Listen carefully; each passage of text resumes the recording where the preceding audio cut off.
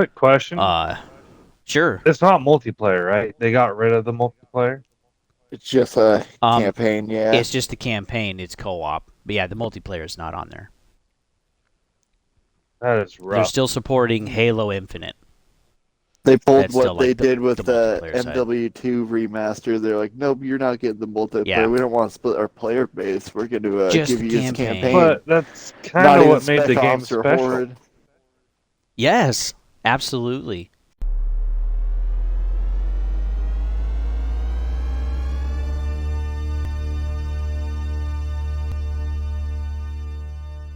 Hey folks, welcome back to Gaming Garbage, where we take a look at games, chat about the gaming news of the industry, and of course, some of us stream for fun when we can, man. It's been a little brutal with the schedules and stuff, but thank you guys for being patient. And yeah, if you ever have any questions that you would like us to talk about in the next podcast, as far as I know, none of us are going anywhere. I certainly don't plan on it. We will do those questions like at the end of the podcast, or we'll at least get to as many as we can. So you can just leave your questions down below, or just shove them in chat, and we'll talk about them next time. But yeah, we're going to be going over at least as much as we can. We're definitely going to be going over the Halo Remake, the EA Buyout. We're going to be going over some GTA6 stuff with like Netflix and just making sure people know about like expiring redemption codes and region locked and stuff like that, which could be a headache for future buyers wanting to just buy the case or quote the physical edition. We'll talk about PlayStation a little bit, finally responding to shareholders, and also PlayStation Plus going to Steam Deck. And then we'll kind of mention like Exodus, which is an Xbox game launcher for Linux. I think that's really cool that we're actually getting that. And then yeah, is Nintendo struggling to actually play some of these games that have been launched for current hardware, and is the Switch 2 already struggling to actually perform and get the games to run? So, which would be kind of early because we've only had roughly about a year. So that's what we're going over today. What I'll do, guys, is I'll just kind of talk about kind of the intro to the question or to the topic, and then I will let one of you guys, and I'll alternate back and forth between both of you. But I'll let you guys talk first, and then I will talk last if there's anything to add, and then we'll just move on to the next question. So we can go ahead and talk about, we should probably talk about Halo first, because that might be kind of a longer one. Yeah. And yeah, we want to get to that one. But yeah, the Halo remake. So that came out with early access. That was quite a mess. A lot of people on Xbox and also on PlayStation. We had blackouts that happened for the service, and so we were unable to actually play early access which we paid for, and then we can't get a refund on top of that, which was $20. And so that's very frustrating for a lot of players. So some players could refund through Xbox, which was nice, but there weren't any refunds on the PlayStation side that I ever heard about because, again, of PlayStation's policy. But I know of some people that refunded it on the Xbox side, and they got that refund because they're like, yeah, I wasn't able to play what I paid for. And early access can certainly be quite a mess. Where a lot of the scores are currently for Halo Remake is that a lot of them are, for players, it's somewhere between like a 5 and a 6 for a lot of folks. When we look at like Metacritic and OpenCritic and stuff, or like Steam reviews. And then when we take a look at critics or like the stores, those players were kind of around like a 3.5 to a 4 out of 5, both on PlayStation and on Xbox. The player breakdown is definitely a lot of people through the Xbox store played it, and the majority looks like have played through Game Pass. And so we can actually see that with the numbers, is that Game Pass was very, very high for like the first couple of weeks of launch. And that was really good. So estimates of over 2 million on Game Pass were playing it. And then we had roughly 1.2 to 1.5 million in sales across Xbox, Steam, and PlayStation, depending on which analytics company you go with. A lot of people are sharing the 1.2 million. So yeah, not a ton of sales. Roughly about 3 million players. We'll probably get to 4 by the end of the year as people try it on Game Pass or whatever. And I gotta say too, like it was really frustrating to get my physical copy, but I will share that at the end. Uh, and yeah, Halo Remake, we got some new content, which was nice. We got 3 missions, which they were longer than I expected, and then we had the rest of the actual campaign. And yeah, they did some upgrades and stuff, which was nice. They added some more skulls, so Lasso's going to be harder than it was before. And a lot of it is kind of there with what we would expect. But Q or Shepard, I'll go ahead and let one of you guys go first with Halo Remake. Yeah, the Halo remake, like graphic wise, I'd say it was pretty damn good, but the gameplay definitely it just didn't feel it just didn't feel polished, especially those bonus missions. Because I mean, Johnson kept getting stuck and wouldn't just respawn. You'd be literally locked behind the checkpoint because you'd have to pretty much punch him or shoot him to get him to go into the whatever that's called, the lift or whatever. Yeah, the next room or whatever.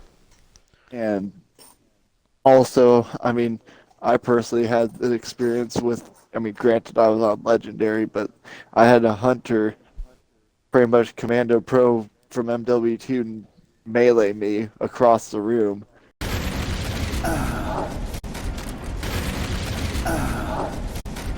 Yeah, it was kind of crazy. Then another time, uh, it seems like honestly it was the bonus missions. I mean, granted, that's the main thing I played because I finished the bonus missions and got like 30% through the normal campaign, but bonus missions just felt so buggy and unpolished. It just felt like they didn't really play test them. Because I got stuck behind a door and I'd have to keep reloading the checkpoint over and over again. It was just like, are you serious? Like, this is no, this should not be happening. Yeah, they need to do better on their quality with playtesting. I don't think there was a beta, which I mean, why would there be? It's a campaign only. Which also they should Yeah. have had some sort of multiplayer, even if it was just like a PvE mode. Yeah, Q, did you have any thoughts? Unfortunately, I didn't play it. I haven't bought it yet. Or I guess it's on Game Pass. Like, so I just haven't played it yet, but I can't put a lot of input in it. Oh, there's one thing I Have you forgot to have you heard add. much about it, Q? Oh, go ahead, Shepard. We'll Oh. finish you up here. I uh, I really didn't like the whole fact of the whole Williams character. Like that character was just unnecessary. There's no reason for that character to be there, and it was so annoying that I was like, I just wish there was like a way to shut off the dialogue or something for her specifically, because that just kind of wokeified or DEI'd it. The whole Spartan died, the only one who like yeah, that just bratty, spoiled, bitchy attitudes. Like, oh, that just it was cringe. That's literally the only way you could say is it was cringe. It made playing it just feel cringe. Yeah, the I really love wokeness. Williams. I want to marry her.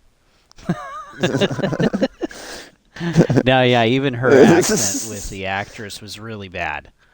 Oh man, it Trying was. to have like this Southern Tennessee drawl, and it just didn't I sound like that at know. all. It's just oh. Yeah, it's really bad. But yeah, Q, have you like kind of heard much about the remake?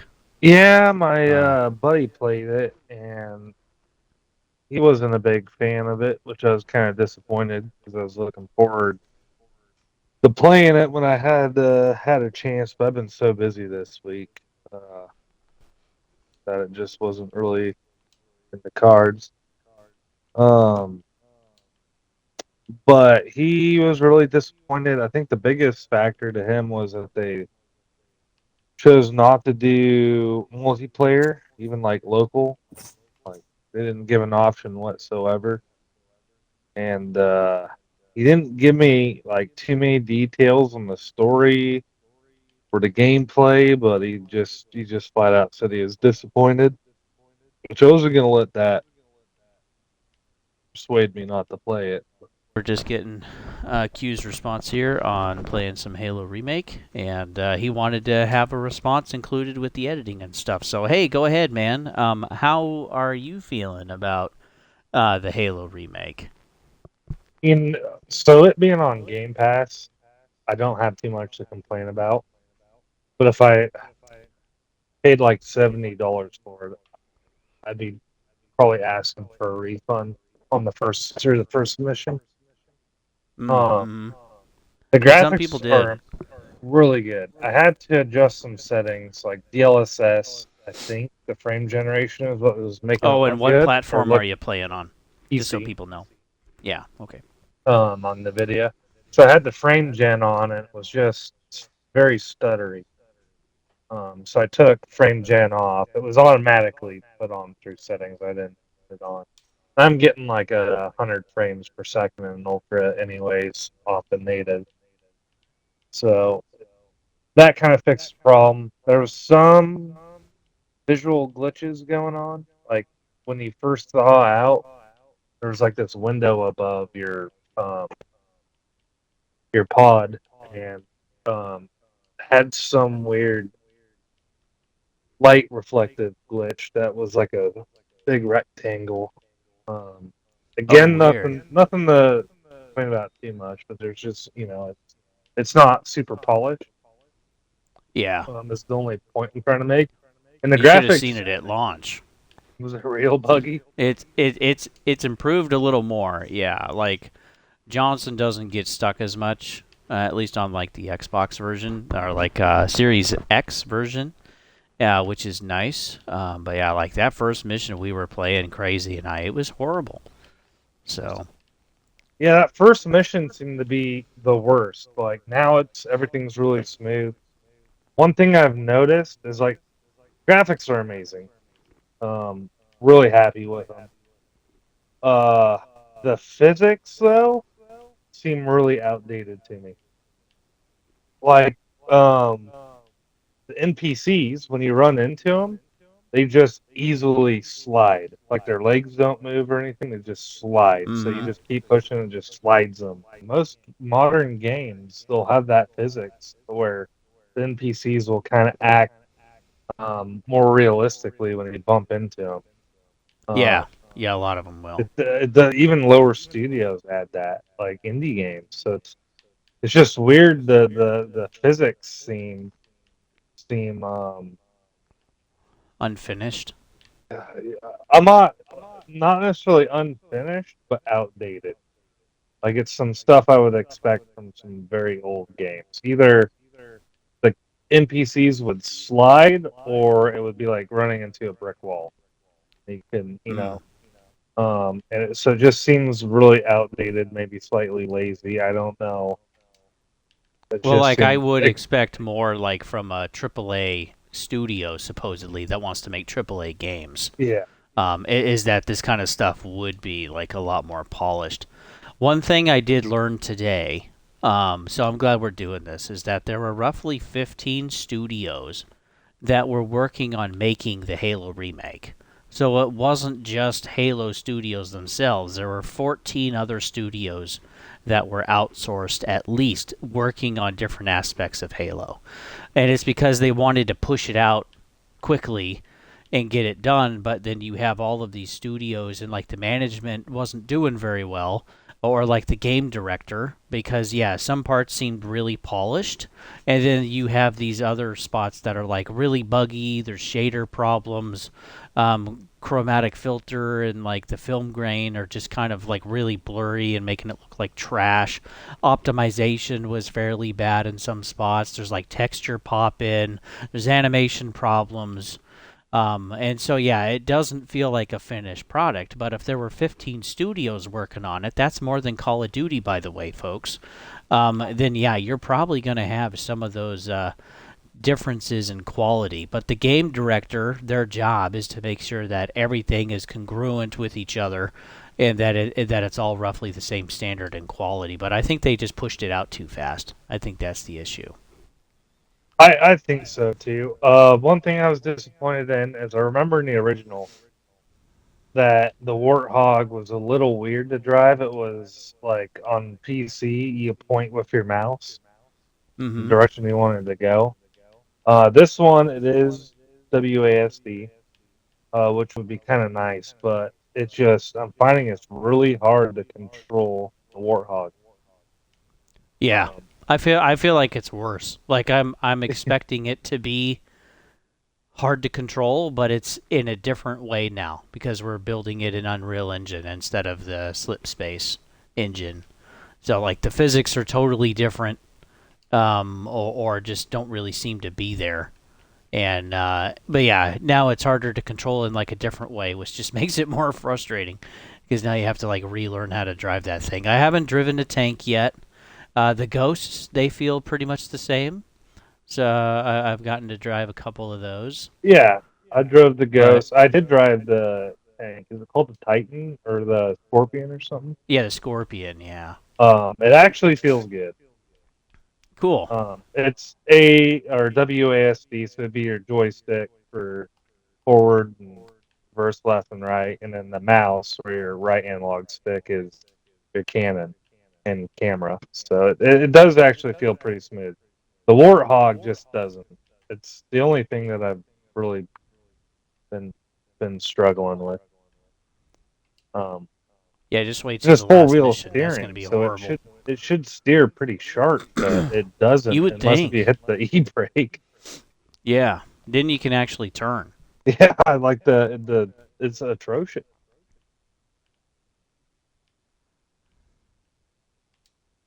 So the combat is pretty nice.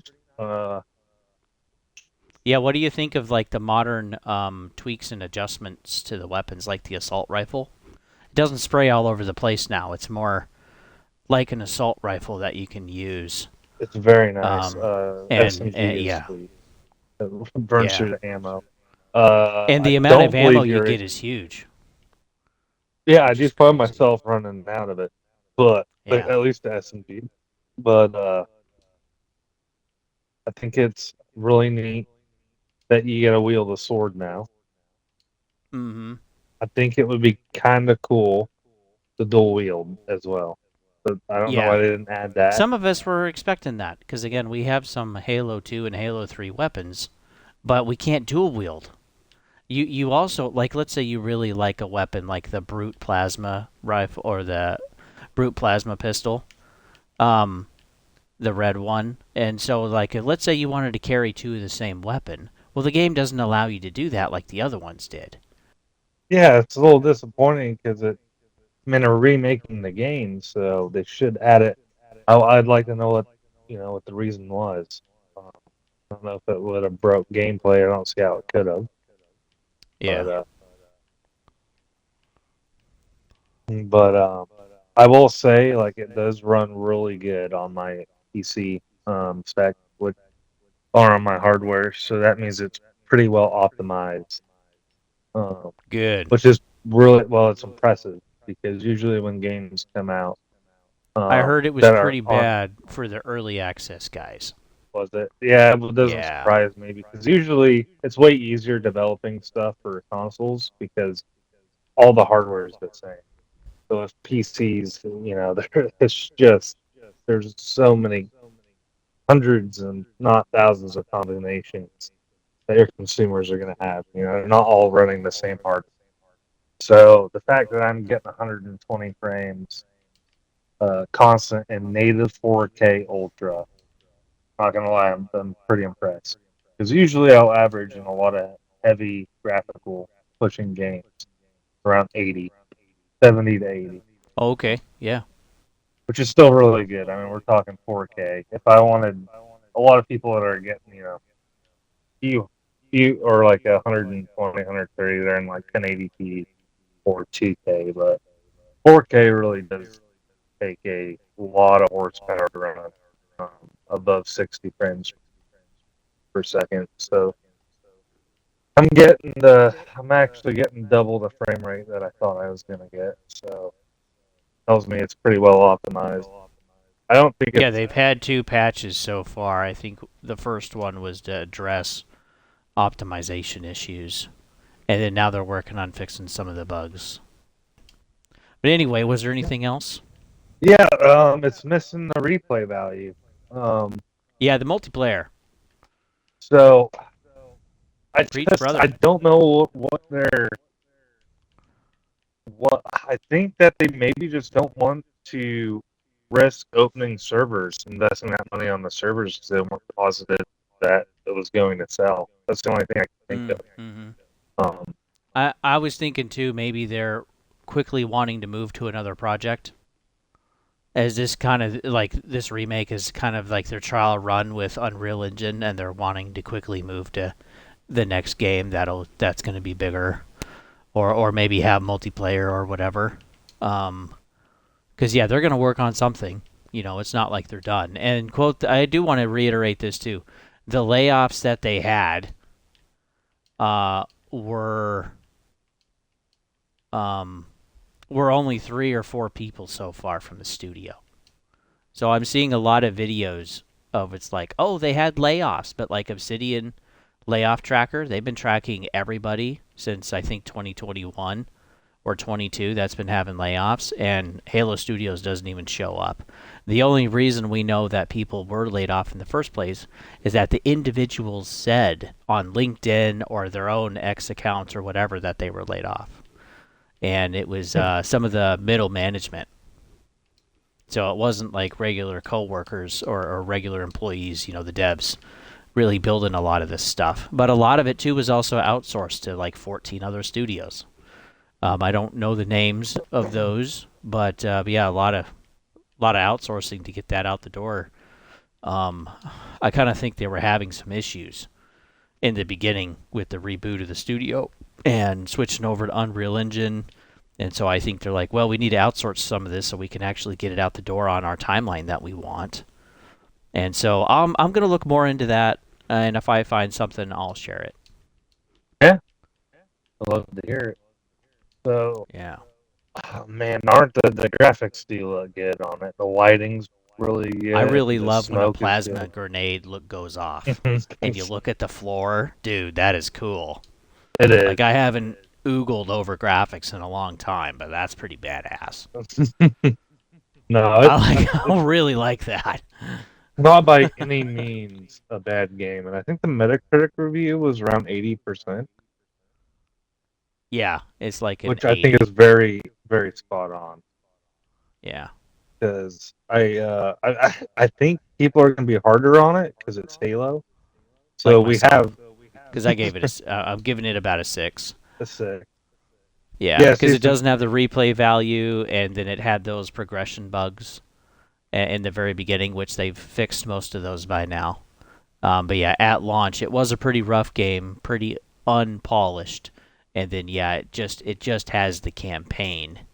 But yeah, I'll have my full review soon, so I'm gonna work through the rest of the missions, and then do my review at the end of the month.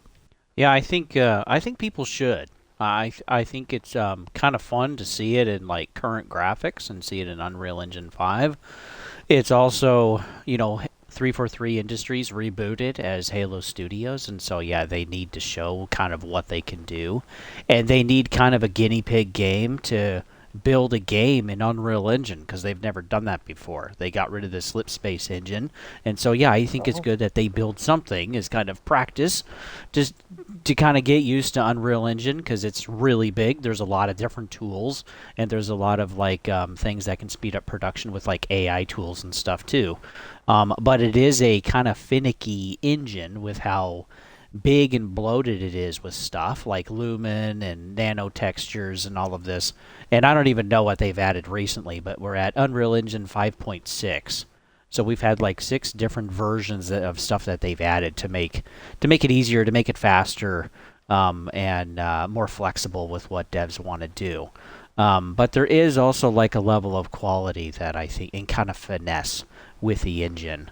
Because some games have been absolutely horrible and brutal, and then others have been really amazing and really good. And kind of like the contrast of both there. Expedition 33 was Unreal Engine, done really well. Just at the beginning, there was some kind of graphical hiccups there, but the rest of it was great. And then Wu Chang Fallen Feathers was really brutal to try to play through, and especially trying to time parries and combat and other maneuvers and combos was just hell in that game until they finally optimized it and made it better. But that also was like their first game for console as a studio. So there is like kind of a learning curve, and optimization is really hard for a lot of studios. So I think, having said that, Halo Studios did pretty good as a remake of remaking the game, of kind of like encapsulating the maps and kind of like rebuilding and retexturing everything. And what you would expect for the campaign is basically there, and it's kind of fun to see it like, yeah, with like a graphical upgrade, which is nice. I think it's nice too that we have more skulls. So, but and boy, are some of them really hard to find. I think it's nice too that we have some of the guns and weapons that are completely brand new or redone, and some of them are also from Halo 2 and Halo 3. So I think that's neat. They kind of bring in some of that stuff forward. We also have some like movement improvements, like a sprint button. You don't have to hold down crouch anymore. You can just toggle it, which is nice. And then the Warthog, while I personally don't like it, the Warthog is a little easier to control than it was in the original. But I'm glad that, like with the Master Chief Collection, we have the original with some graphical upgrades, and then we have the remake, which is done in Unreal Engine. So you have both versions there that actually look pretty good, and some of the visual effects are pretty awesome. But like they did change some of the script writing and some of the characters a little bit, and we get to see that pretty big in like the new missions that we had, 3 of them. I did think one of them is actually ships in space. That was cool, but like the bugs are horrendous, in my opinion. Johnson gets stuck all the time. So like Crazy and I had to constantly beat him through the door, over to the corner, to around the. I mean, we had to do that constantly through that first mission boarding party, and we hated that. We thought the game was going to be bugged. And the thing that sucks is with the first mission, you have to wait for Johnson to open the doors to move forward. It's not you interacting with the doors. It's Johnson having to do that.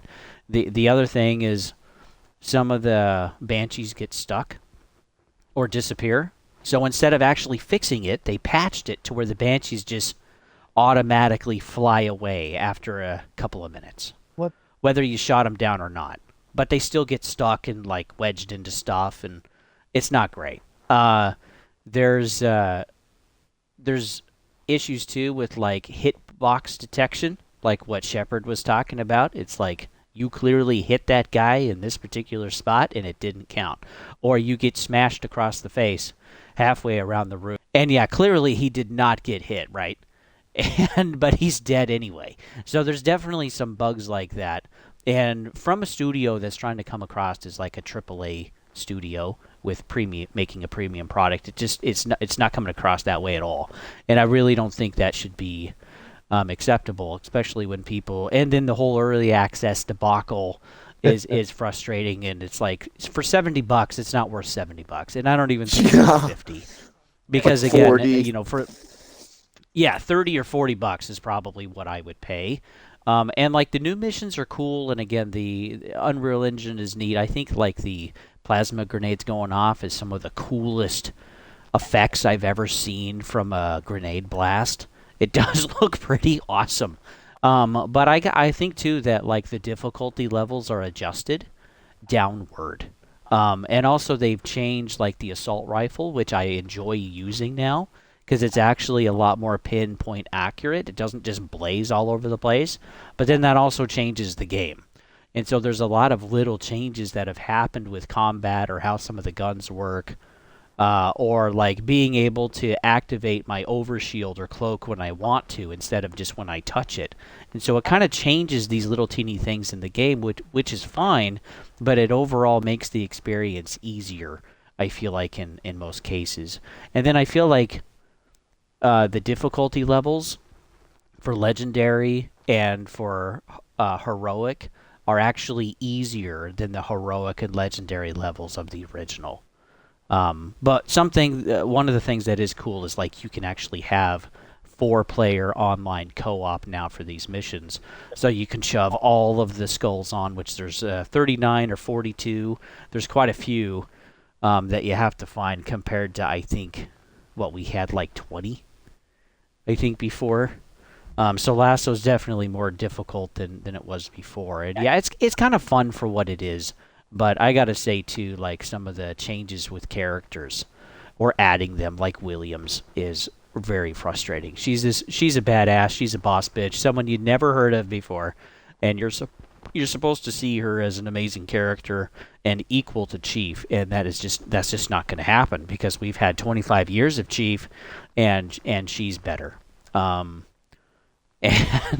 and she's not, and it's frustrating too with some of the DEI, is that like in Pillars of Autumn when they're being boarded and they have to evacuate the ship, you can shoot all the men.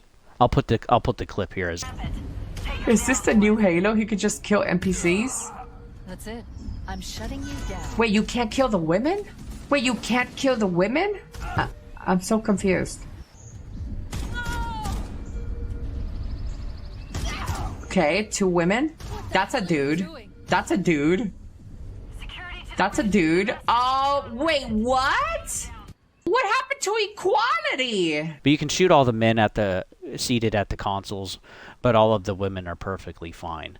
Also, if you kill one of the team members that you rescue, that's a part of William's team, she just one-shots you through your overshield and armor and everything with her little gun, which is great. And then you can't. There's also no risk to anyone really dying. They have to take, even though they don't really have any armor, they have to take a lot of hits to actually die in the game. Before, when you could just breathe on them, and like the humans would die instantly, right? So you don't really care trying to save anybody because they're probably not going to die anyway. And that kind of, I feel like, takes away something too. So yeah, it's definitely a different feel. Some things are fun, but yeah, I think it's a big miss for multiplayer. I think it kind of would have been cool with kind of the new set of weapons and feel and everything, and just make the old maps, okay? Or even just have some base maps like Blood Gulch or Beaver Creek or something like that, some of the popular ones, and let us make the game that we want. We can take these weapons off, we can take off the overshield, we can make the heads huge.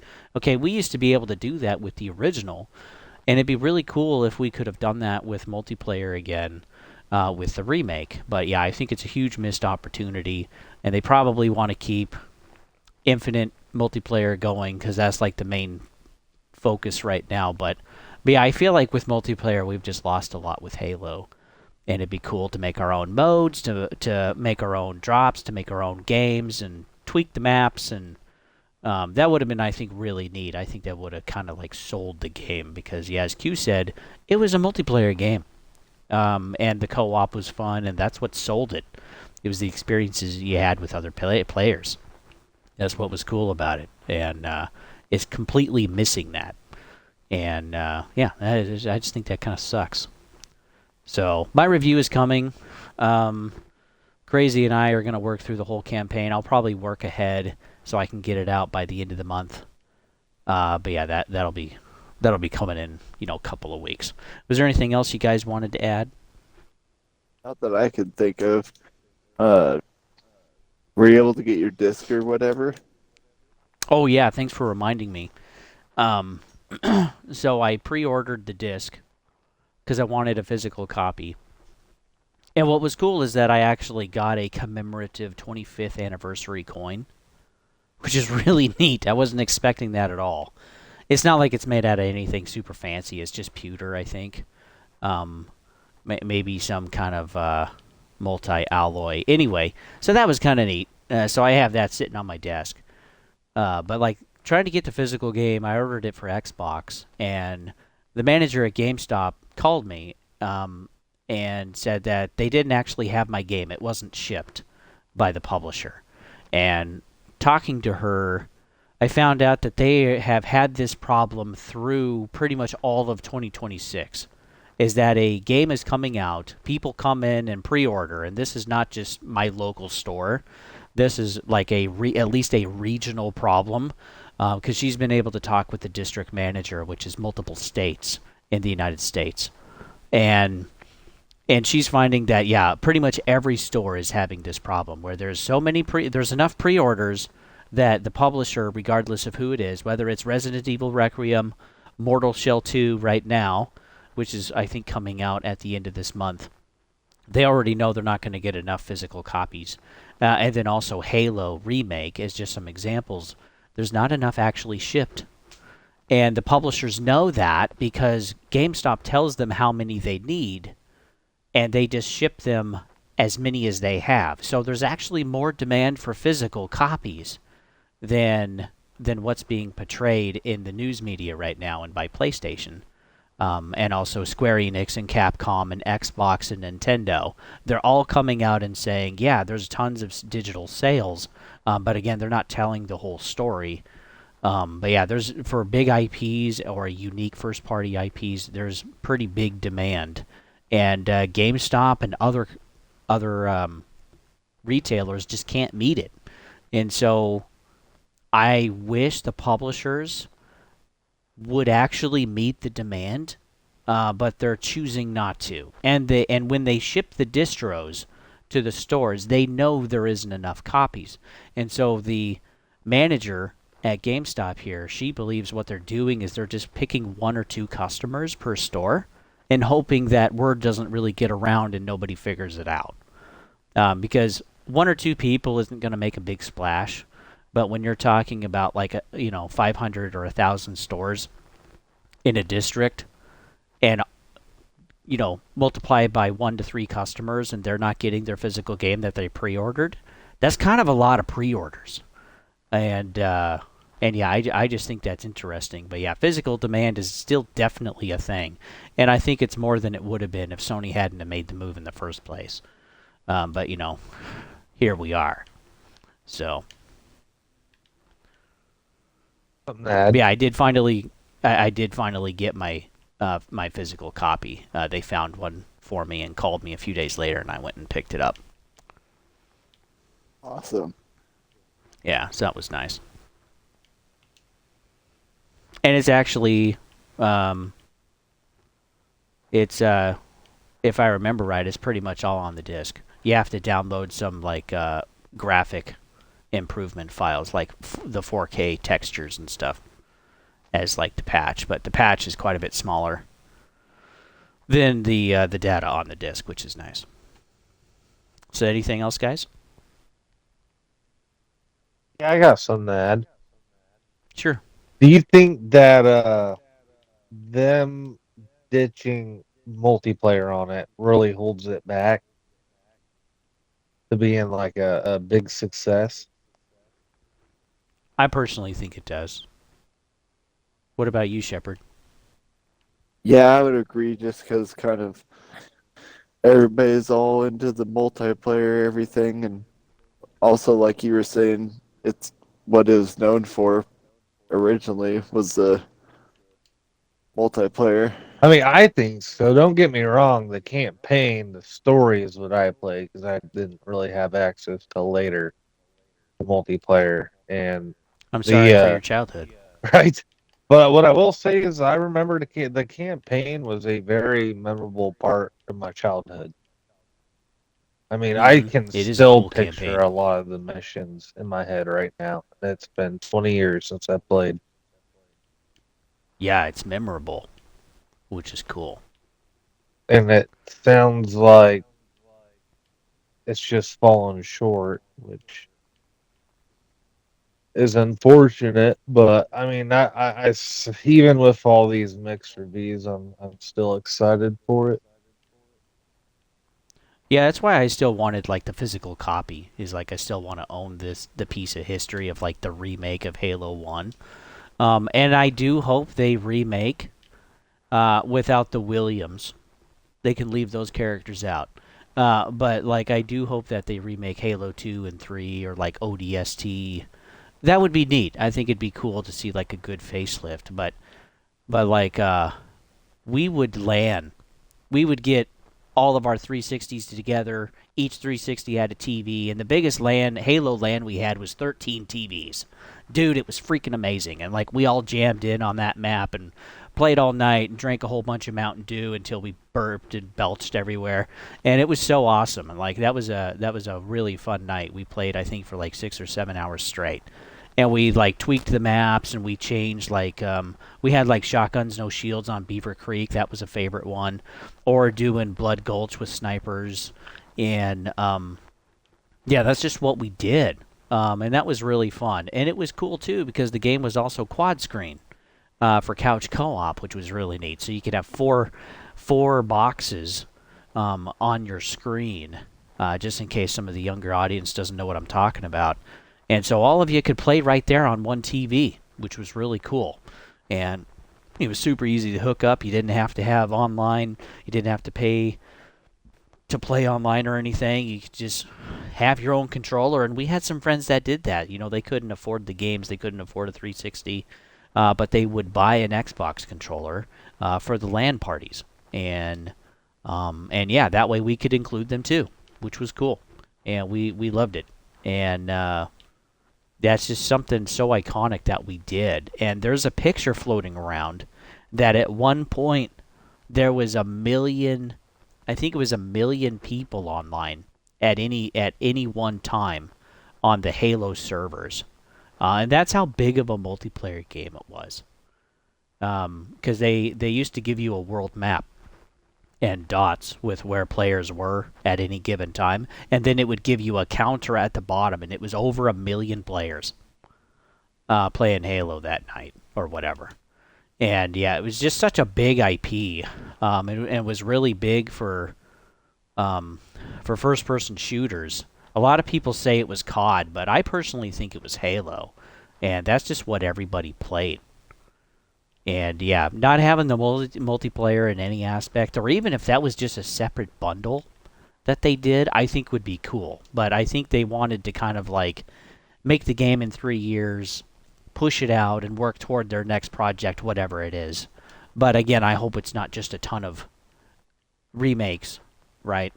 I hope they're like expanding or focusing on some other lore of the Halo universe and expanding on that story. And even adding some new characters and stuff I'd be fine with. And then do a remake in the middle, like I think what they should do with COD, to kind of give COD a break so that it's not released every year. But yeah, I think it's a miss. Because like you'll play it, it'll be fun for what it is, and then after a couple of weeks, unless you're a crazy person like Shepard and I that want to get all of the skulls and find all the terminals and complete it 100%. Like, you'll play it for a week or a couple of weeks, or you'll do it with a buddy, and then that'll be it. You'll just kind of move on to the next game. I did want to mention, too, that one of the composers, Martin O'Donnell, he is one of the guys, along with Salvatore, that made the music of Halo for Halo 1 through 3 and also for Destiny 1 when he worked at Bungie. And so he's pretty big. Like, we all remember turning on the music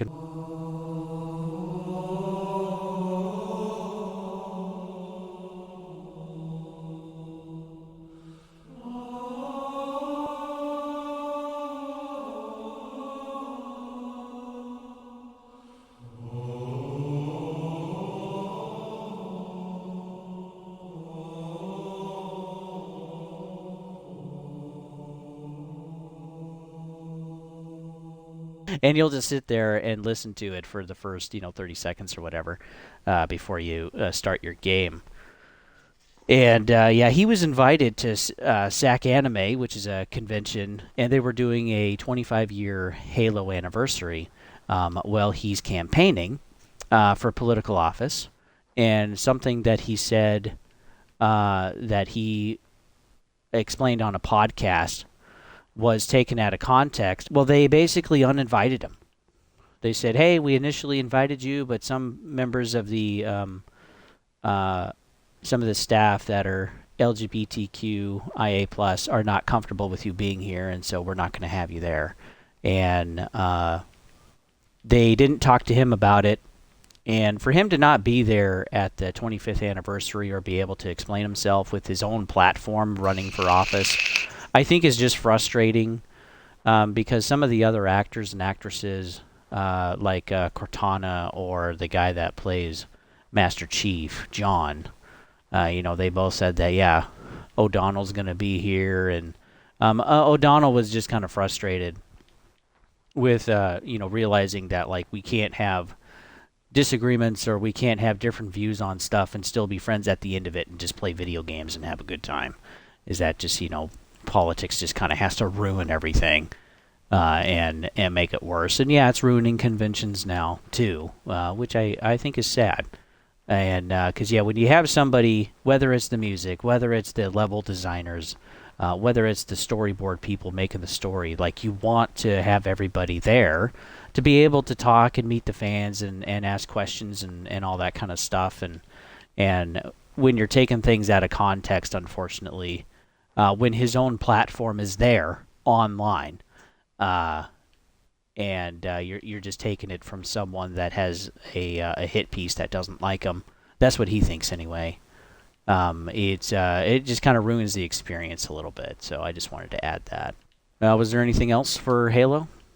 All right. I think I got everything answered that I had questions for. Well, out of 1 and 10, what's your honest take right now? Right now, mine's probably a 6. Ooh. I give think, another couple modern examples. Like, give me a modern example of like a 9. Something that's like equivalent to it, like in the same genre. Probably the Wolfenstein games. They're pretty fun. They're first-person shooters, or like Polished. World at War for Call of Duty, or like Black Ops 2, or like Modern Warfare 1, 2, and 3, like the original Modern Warfares. Those were all pretty good campaigns, and those had memorable moments, like the campaign No Russian, where you just walk through an airport and you either shoot people or you don't. And there's characters too that we remember, and so Halo is like a really unique IP, contributed a lot to the multiplayer and to like the story making. Like, everybody knows Halo pretty much. Even my parents, guys. Okay, they're in their 70s. They don't play video games, and they know what Halo is. And I think the expectations are simply just not met. It's not necessarily bad, right? It's still a 6 out of 10. But it's not a game that I think you need to run and buy off of the shelf. And I think some people were worried about that, so they're waiting for reviews to see what people think. And they're, it's fine. It's perfect for Game Pass then. Yeah, exactly. You can play it, you can have your piece with it, because again, there's no multiplayer. Not everyone's going to want to go after the skulls anyway, probably most people. And like, it's fun to play for what it is. But yeah, it's fine. I think they might release. Right. What? You want to answer ask your question again, Q? Yeah. We don't have to go deep into it, but it's just a quick little opinion I have. I think it's possible that they might add multiplayer in the future. I hope so. That's bad. Yeah, Q is asking like what you would give Halo as a rating with what you've played so far. Oh, I'd probably give it like about a 5. Straight down the middle. There you have it, ladies and gentlemen. There you have it. It's a piece of shit. Like, to be completely honest, if it weren't for it being on Game Pass, then I wouldn't touch it unless it was like super cheap, like, $20. Probably. Yeah.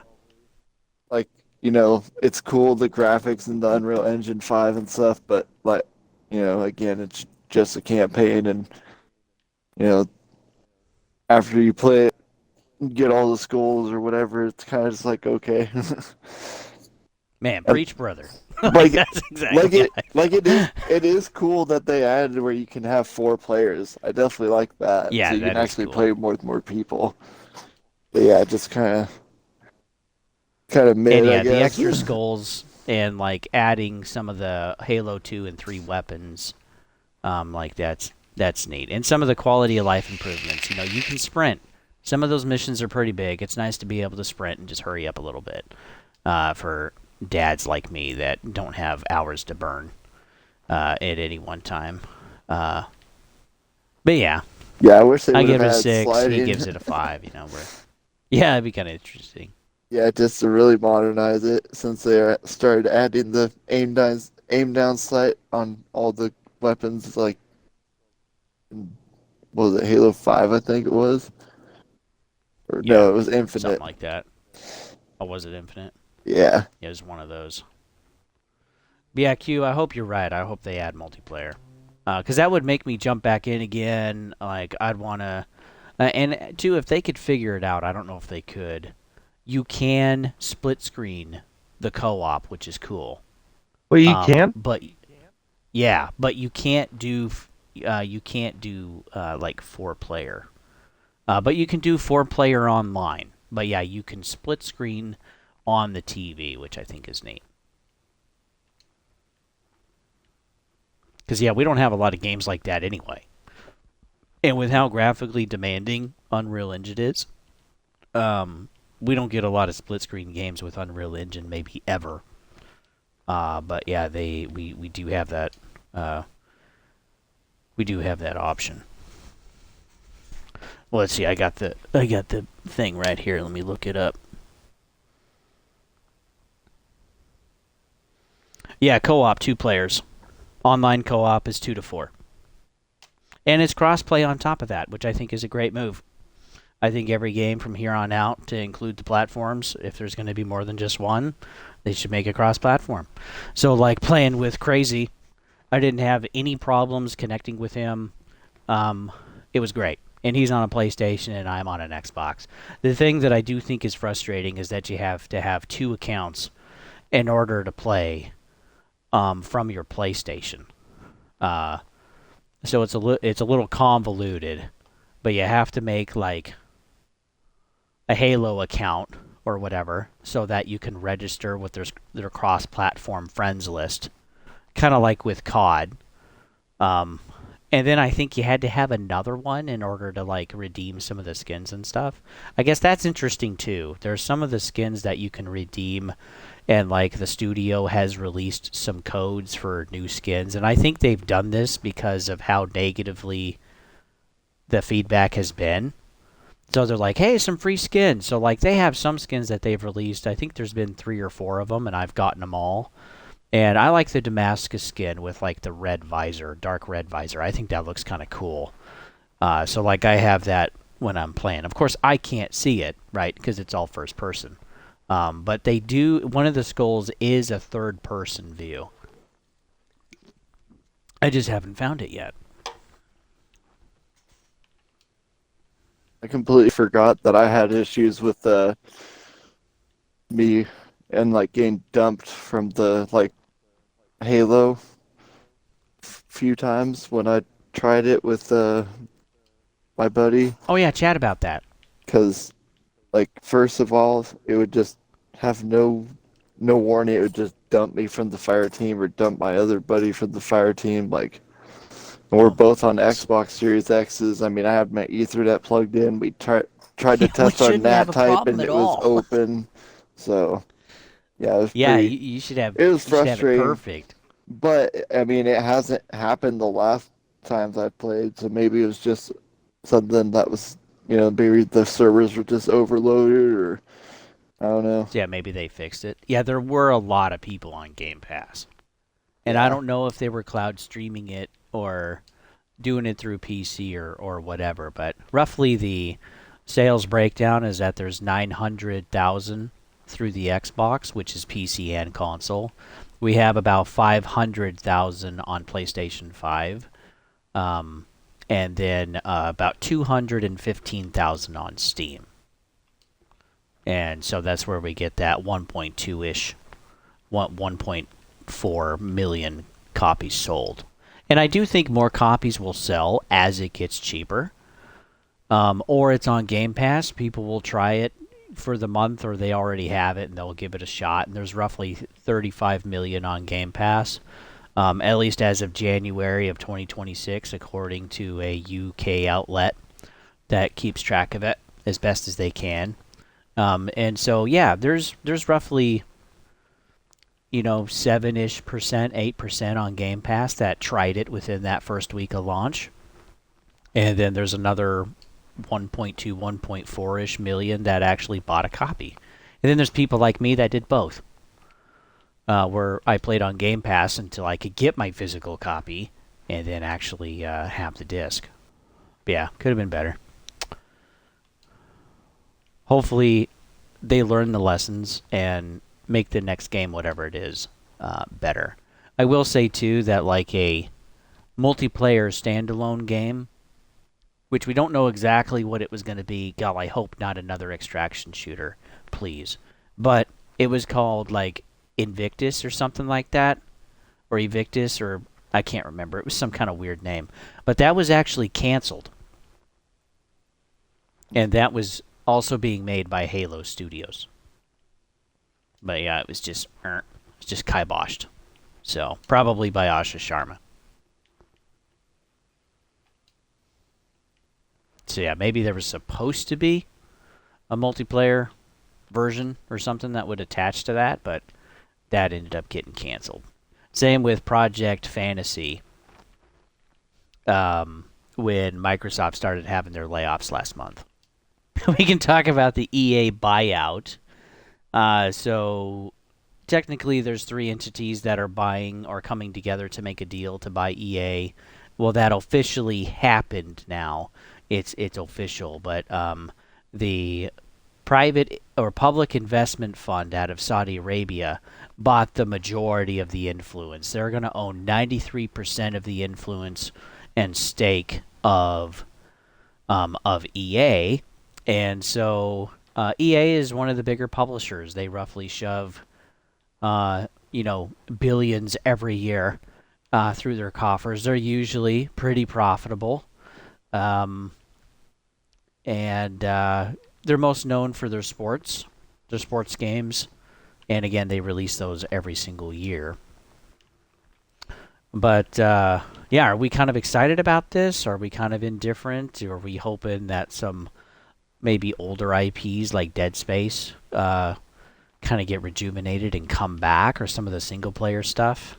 What do you think is going to happen now that Saudi Arabia basically has control? I see it blipping a little bit, but it's consistent. It's not like he's actually talking. Yeah. So I don't know if he's even at his computer. Anyway, I'll go with you first, Shepard. What do you think of Buyout? The buyout of EA? I mean, it would be definitely nice if they do something different than just making sports games all the times, but at the same time, I'm almost afraid that they're like, oh, maybe we can just monetize this more, put more microtransactions, or. Because I was hearing apparently that the NBA or like these new games, like the season pass, or like there was some college, I think it was a Madden game or something, but it wasn't even an online. It was just like a single player campaign, or like playing against NPCs, and they're having some sort of battle pass or some sort of monetization. Yeah. And it's just I'll talk about that real quick. So it was college football, which comes out first before like the Madden one does, the big one of the NFL. So yeah, the college football came out, and if you don't pay, then to grind out your character max is 150 seasons. Like, I just want that to sink in. This is college football. It's not like it's 10 to like max out your character. No, they've made it 150 seasons. Like, that's crazy. That is just absolute next level. Grind. Yeah, I've never heard of that before. Like, that's crazy. Yeah, 150 seasons. I mean, you'd be 170 years old by the time you had like maxed your potential, which is absurd.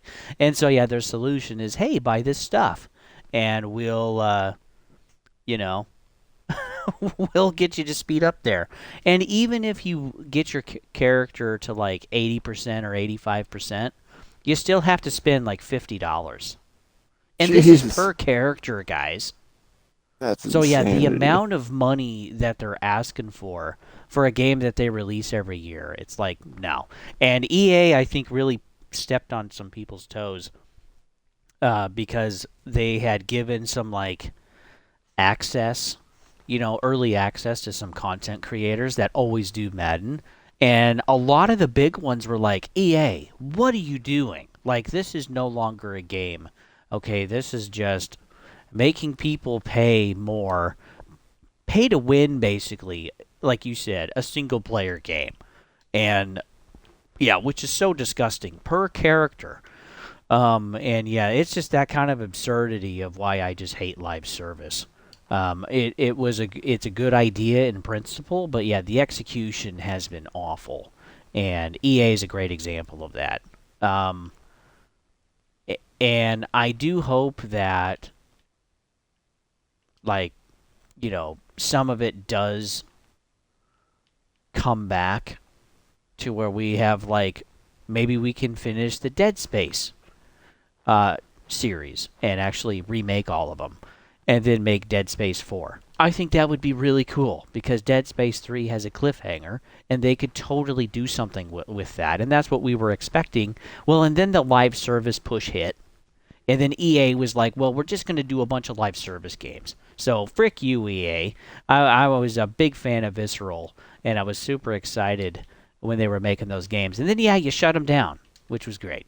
And so they already did a remake with Motive Studios, which did a really good job. And that game, I think, was basically rated as like a high 80s or like a low 90s. I gave it, I think, a 9 out of 10. I really enjoyed it. But the frustrating thing is they said, yeah, basically 3 million copies is not enough profit. So it made profit, it just wasn't enough. And they're like, yeah, we're not going to do the others. And, yeah, maybe with Saudi Arabia now in control, maybe that's going to change. Maybe they're going to want to give the IP to somebody else, third party, outside of the house, and keep running with some of those IPs. I hope they do that. I don't know if they will. Again, it has to be profitable. But I think that would be a cool way to kind of change and shift the viewpoint of what EA is. Because a lot of people don't like EA, from what I've been hearing. And myself included. It's just like, it's another EA game. It's live service to death. The microtransactions are insane, and they're going to have you pay through the nose to just play the game. So, and that's what I hated with Battlefield 6. And the player count, as soon as they freaking dropped the live service aspect of the game after launch, oh my word, the player count just freaking nosedived, and rightfully so, because yeah, the way they've done it is just not, it's just not Battlefield. It's really sad. So, hopefully there's some changes there. I definitely think there will be changes on the DEI front with Thank games God. like Dragon Age, the Veilguard, because Saudi Arabia will put you in jail for that. So I don't think it's going to be in their games. And while these are like Western studios, Saudi Arabia still has to approve what they're making. And so I think a few things could happen. Either they change things with Western studios with what they're making and keep going, because Western studios are very expensive here in the States, Canada, and parts of Europe.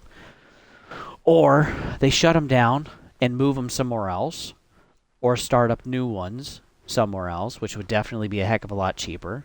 And different parts of the world have different values than the U.S. And so, yeah, I don't think the DEI would be there.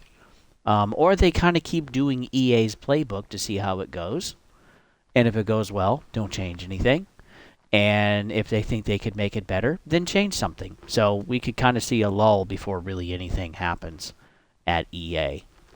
I think, too, we could maybe see massive layoffs. And even some studio closures where you're just like, yeah, you guys aren't making anything. You guys aren't making a lot of profit. And it's going to be harder now to keep track of all of that stuff because EA is no longer going to be a publicly traded company. So I can't look at the financials. I can't see how they're doing every quarter. And maybe that will be a good thing in the long run because the company is not having to prove that they're profitable every 3 months.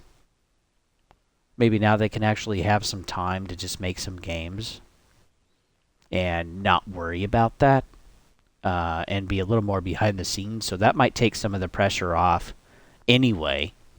So, but yeah, we'll see. I think it's really kind of like a wait and see type of thing right now to see what they do. But I definitely think Saudi Arabia is going to change things. I just don't know which way they're going to do it yet. I'll use the restroom real quick. Sure, go ahead. Q, did you have any thoughts? Oh no, yeah, I'm not sure if he's there. All right, I'm back. Hey, welcome back. Yeah, I texted Q and didn't get anything. So we can just continue. Since we already started, we can just continue on down the line with questions. Okay. Hopefully he comes back. It still shows he's in the party. Yeah, maybe And he's connected. Oh, there he goes. Oh, hey, welcome back. Thank goodness. I thought you maybe died or something. Boy, don't do that. I thought the party was glitching out, to be honest, given you guys my Xbox party bullshit luck. You all right over there, brother? Yeah, no, I'm good. Okay, as long as you're okay. Because we can stop the stream or whatever if you need to. Or if you got to hop out, that's all right. I might have to. I just gotta be up early tomorrow. But Okay. try to hang. So in there. your quick thoughts on EA being bought out by basically Saudi Arabia. Saudi Arabia owns 93% of the company now. It's going private. We're no longer going to see the monthly financials. Our thoughts real quick is that things could change, but things could also become more monetized. We kind of wonder if things will kind of come back to like some of the single player IPs that they have, because they have a lot of them. But the main focus right now with EA is just like their sports games. And they monetize them really heavily without really doing much to the next iteration every year. So what do you think of the EA buyout?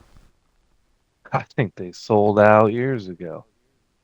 Maybe not to Saudi Arabia, but you know what I mean? Like, yes, EA just hasn't made a good consumer-made title, and I don't. Yeah, I don't know. Maybe, well, is Dead Space EA? like Jedi Survivor is pretty good. Yeah, that's by Respawn. I've got about halfway through that one. And then the Dead Space, they own Dead Space, so like they did their Dead Space remake. I really enjoyed that one. It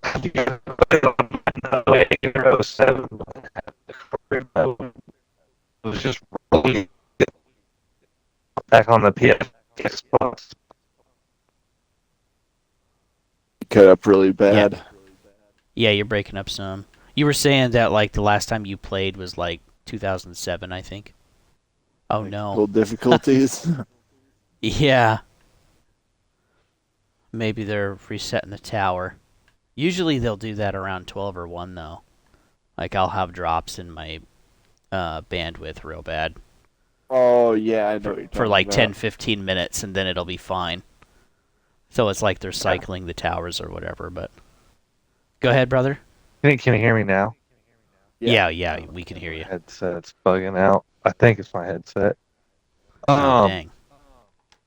No, I don't. I just haven't been a esports guy since by the later mid 2000s. Yeah. My favorite motto of theirs is EA Sports. We fucked the game. That's their motto.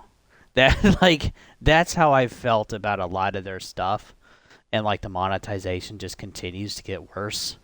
Like we were just talking about the latest. Shepard brought this up. The latest college football game that they just released. if you don't pay to level up one player on your team, it takes 150 seasons by the math to level up your character 100%. So the player would be 168 or 170 years old by the time they were finally, hitting max potential, which is just crazy. Or the solution is just to pay for it, which you're going to pay probably over $100 per player on your team. And there's, 14 of them? Yeah. Sheesh. I think that's their goal, which is sad. Yeah. Well, like an EA said, Dead Space Remake was a success. It was like 3 or 3.5 million copies sold. And people like myself were really excited for them to continue. But EA said it wasn't profitable enough. So it wasn't that it wasn't profitable. It's just that they could make more money making a live service game. So, yeah. So, yeah, we'll see what happens with Saudi Arabia. But, yeah, they have different rules over there, different views. You can go to jail for being gay. So, that might change and shift some of the DEI stuff in some of their games. I wonder if some of the older IPs are going to come back, or they're just going to continue further monetization everything that they can with sports. So I think they will make another Battlefield, but I don't know if I want to buy it because I've been disappointed with 5. 5 was still pretty good. 2042 or 6 or whatever was horrible. I really hated that one, and then Battlefield 6 was fun for what it was until I saw the monetization thing, and it was just like, nah, I'm good. I agree. I was never much of a Battlefield guy, so my opinion I don't think would be fair. That's fair. Those kind of those styles were just a little With you there. too complicated for me, like the weapon system, and it wasn't that I couldn't catch on, but I didn't like putting that much effort into it when Call of Duty, in its peak, was just so simple but sweet. Well, Battlefield also was really simple at one point. I mean, you basically had 5 classes and 20 guns and limited gear for each class. 1943. Oh yeah, man. Well, even like Battlefield 2 for PC and some of the others, yeah, like it used to be pretty simple, but it's just really overly complicated now. I feel like every game's kind of like that. Like I'm playing Wolfenstein from 1943, I think it was, right, or from 1993, excuse me, right now. So like the graphics suck, your gun never moves, the whole thing just kind of rotates around your gun, right? Like the old Dooms and stuff. Yeah. And this is from id Software, which still exists today, but like it's so simple and just so fun. And the game looks like and the game's really small. There's only like 6 or 7 levels. And I'm just having a blast. Having never played the thing all the way through myself because it was only available on PC at the time. Like this is before PlayStation 1. So this game's old. But like I just miss how simple stuff is. I was about to say those classics, they were just they had something like an entertainment factor that we're lacking of putting in the new ones. Like, have you guys heard of Duke Nukem series? Yeah. Like they were so stupid, but they were special and fun. I remember It's the playing same with Saints Row 3. Saints Row the Third. Oh yeah, this series, they're kind of dead now, aren't they? The last one was Get Out of Hell. They tried rebooting Saints Row, but they made everyone a Gen Zer. And so it was horrible, man. People are complaining about their college debt and how they need to how they look cool with something that makes no sense. And everyone's complaining about how much life sucks. And the graphics were not good. There were bugs in the game.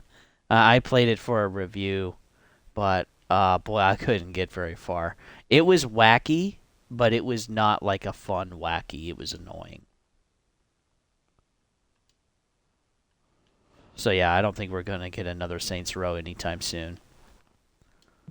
Kind of sad, but there's a Yeah. lot Well, of it's the same titles. with like Mercenaries, Playground of Destruction. Oh, I played number two. There's nothing overly special, right? I really like 1 more, but yeah, both 1 and 2 were really fun. And same with like Just Cause. Number 2 is my fave. Love Just Cause 2. Just anything red, blow it up, baby. I mean, and just totally wreak havoc on the field. And Just Cause 2 is still one of the biggest maps ever made for a video game. The map was so big. Or like I played Blueprints, a puzzle game, really fun. Playing I played Republic Commando a while back, which is like an old original Xbox game, which was really fun to play. I sucked at it, but it was still fun to play. Or like Halo. It's fun going through Halo again as a remake. And yeah, they just built the game for the player and how the player is going to engage with it, how they're going to feel about it, iconic moments, the directing. Yeah, we're going to have like the player here and they just got through this really difficult thing and like there's going to be this kind of sound off in the distance and the shadow's going to rise up of the boss and like, oh my gosh, and we just don't have that anymore. Like we're really missing kind of the intelligence, I guess, of creativity and thinking about how the player is going to engage with the product. Now it's just EA Sports. We the game, and that's all it is now.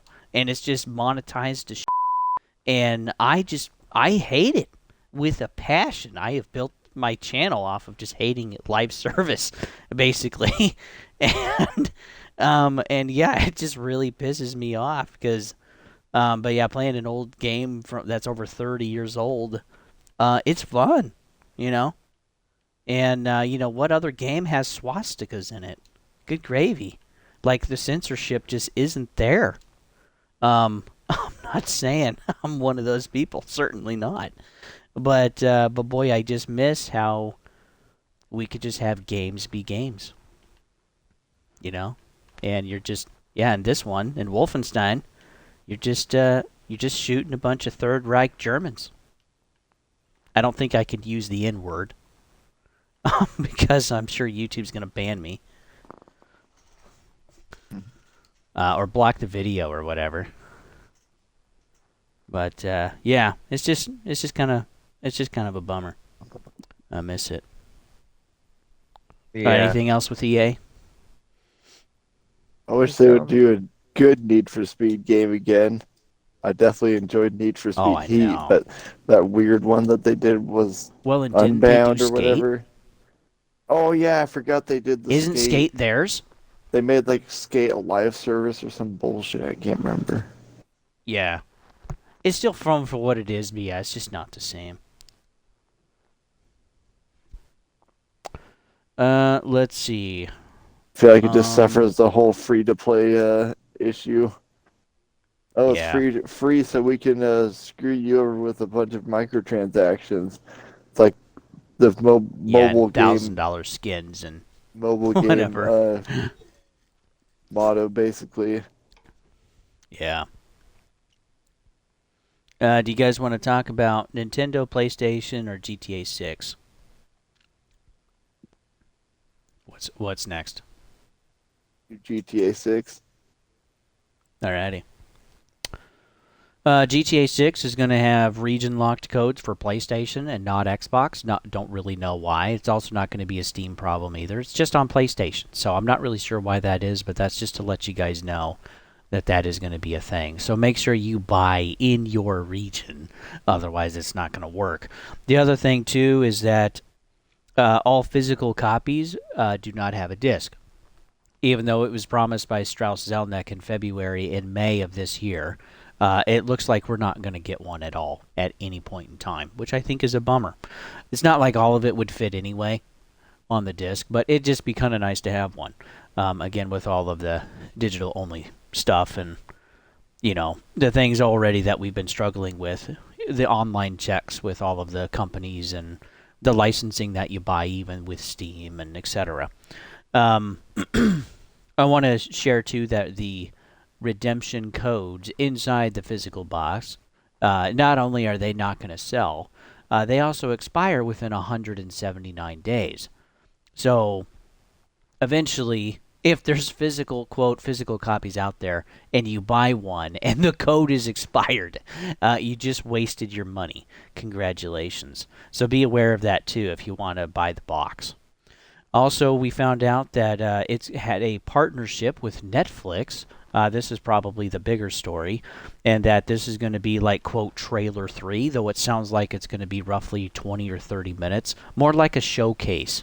So we're probably going to see some gameplay. We're going to learn about the mechanics. We're going to see probably some of the differences or the betterment of GTA 6 over GTA 5. And they're going to talk about that. But yeah, I think it's kind of weird, at least on principle, that even though over 300 million have Netflix, that we're kind of like paywalling a showcase. And I'm not really sure if I like that, because showcases are kind of more or less an ad in detail to get you to buy products or services. And to have to pay for that, I guess it's not impossible. Maybe, it's just inevitable with this dystopian future we're already living in with gaming.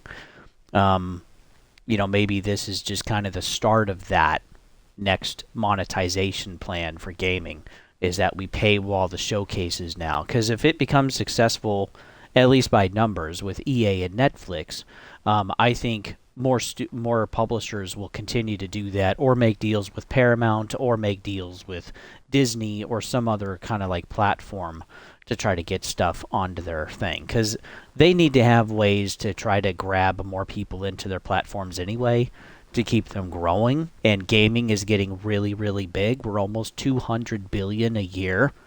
Every year, even with the economy sucking, that is still a ton of money that is being spent every year by consumers.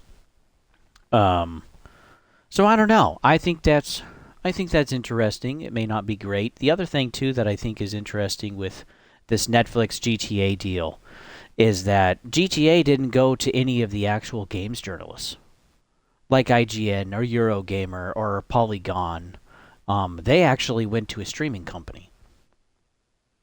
And it's just the streaming company. And then after 6 hours, this is timed exclusivity, by the way. It's just 6 hours. It's not very long at all. Most people won't pay for it, right? Maybe the content creators if they don't have Netflix already. But then it's just going to YouTube. Just going to YouTube. So there's no exclusive for any of the games journalists, and this is the first time they've been like cut out of a big game that's releasing. Usually they get the exclusives, they get the interviews, and maybe that is shifting too. So go ahead and start with you, Q. What do you think? Well, hasn't Rockstar kind of been doing kind of had a deal with Netflix for a while? Because I remember like a year ago seeing Red Dead Redemption on Netflix and like San Andreas. Those the are whole games, Netflix though. gaming. Yeah. Yeah. So kind like, of like a partnership, right? Yeah. Well, like they're making a deal to make those games be playable on Netflix streaming. Like Red Dead Redemption is also available on Google Play, I think, and so is some of the first survival series game for Tomb Raider is also now a mobile game, which is crazy because they're console games. But yeah, the older console games now are becoming mobile games. So that's an interesting trend too, if you want to talk about that. But this is a showcase of an upcoming game that is timed exclusive on Netflix. So yeah, they Kind of a already have first. had Yeah. some type of partnership with making Red Dead Redemption 1 and Vice City was it available as games on Netflix. Just continuing to expand the player base, right? I mean, Netflix is like 320 million accounts now. I think it's a ton of people. It's one of the biggest platforms out there, besides gaming in China. So yeah, it's huge. But anyway, sorry. Continue. Um, it's I don't know. I don't know how to feel about it. It's just kind of weird. Like I don't know if they're just trying to squeeze out as much extra revenue as they can to recoup their um how much they got. Well over $1 billion. Oh Um, yeah. Mm. They made a bunch. and I'm 43 or curious how 50 what that million deal was. pre-orders.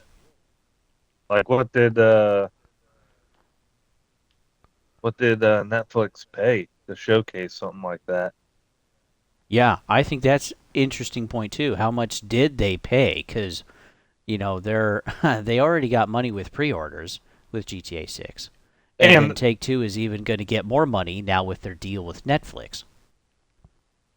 I I think they've got millions upon millions of followers on like Twitter or X, sorry. On like X and I Instagram, just like call the it Twitter X. Twitter X. Oh, there we go. That makes it simple. That's what I call it. I like it. I want to make a T-shirt. But yeah, they have a massive following with their games because yeah, as you mentioned earlier, Q, and I think it was podcast 3. These are all on a playlist, by the way, guys. If you want to listen to these, it'd help out the channel. But if you don't want to, that's okay. But yeah, you mentioned too, like when have they not had a game that sold a bunch? Like they're big IPs. Like they always sell a ton, right? Make a ton of profit, etc. Um, yeah, so they've already made all of their money back with just pre-orders, which is crazy. And then they're still going to have sales after launch. Yeah, I mean, it's just I guess I don't see the angle of this, like the benefit. Yeah, because they don't really need it. I mean, it's GTA 6. Like, it is the most selling pre-ordered game ever. And like, what is Netflix paying? Because it's only 6 hours of exclusivity. I guess it's just a weird deal. I don't know. Yeah, it's not a lot of time before it's on YouTube. I don't think it's very It's negative not like gonna. unless it It's not like it's starts. gonna pull people to Netflix, right? No, no, not for six Like, hours. I please mean, don't pay for it, I guys. hope That's what we're not. telling you. Please don't pay for it. I mean, 'Cause, someone's like, gonna you're just gonna make upload it's it gonna in make it 5 worse. minutes. Mark my words. It'll be on Yeah. YouTube at 720p or something in Yeah. 5 minutes after it launches. There have on been it. some people that have said that they wonder if it is a continuous release of content to show GTA 6. So, like trailer 3 or this kind of like 20 to 30 minute showcase of what the game actually is and what it looks like. That's just the start. And then when they talk about multiplayer, that also will be exclusive or timed exclusive just to Netflix.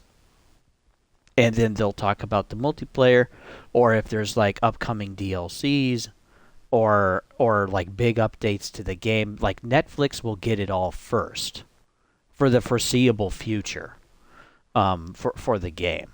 So I thought that was an interesting thought, because that might be worth it. Because especially as a content creator, and there's hundreds of millions of us, trying to make it with whatever we're trying to sell, right, to entertain you folks, goldfish, is that we're trying to get everything we can as quick as we can, and I'm sure some people, unfortunately, because they're trying to get the content, will pay for Netflix just to have that. And it's not like you need the top tier either. which I thought too was interesting. You only need the $9 plan, so you don't need the Oh, big I one. forgot they have tier that whole tier bullshit now. Yeah. So like maybe you have to watch ads because like the $9 plan is like has more ads in it and stuff. So maybe that's Netflix's angle. But again, yeah, why does GTA 6 need this? I don't I don't know. What about you, Shepard? What do you think of this? Yeah, I don't know. It's like I just kind of feel like it's scummy, kind of just like really. Of course, you guys have to squeeze every little nickel and dime out of everybody when you're already making this big amount of money. Like I get they put a bunch of money Pay to up, make the Sims. game, but it's like come on, especially and for 6 hours, like it's like Yeah, I pray nobody it's pays just for pointless. it. Like If even you if already it have it, great. You know. like I'm surprised that they don't do a week with how they like to give everybody GTA Plus 1 week access stuff. It's like surprised they don't give it a week access or early access or even Yeah, something longer. substantial. You know. Yeah, make it actually worth it. Because yeah, it's really kind of insane. Yeah, just thinking about how much money is being dumped into this game. And just the The other thing I marketing. wanted to share is like we can see the financials of Take Two Interactive, and across all of their projects, of course, GTA is not taking all of this. But Take Two Interactive since 2022 is $8 billion in the hole from everything they've been selling. So they have to make that money back somehow just to Jeez. break even. And their net profit has been horrendous. Some years are like negative 100% plus in the hole. Like everything they put in, they lost it all. Um, and, and then some. Like they basically lost double of what they made. It's bad. So yeah, their net profit is awful. Um, and that is available information on TradingView. It's not something I'm promoting. It's just the website I like to use. It's great. But yeah, they got to make roughly $8 billion back. And so maybe Strauss Zelnick, the CEO, is a little worried of making that back because even with 50 million pre-orders that they have right now, I'm sure they'll have more as we get closer. It still only covers about 4 billion of that. And they got to make Dang. another 4 billion. So That's they're kind of like insane.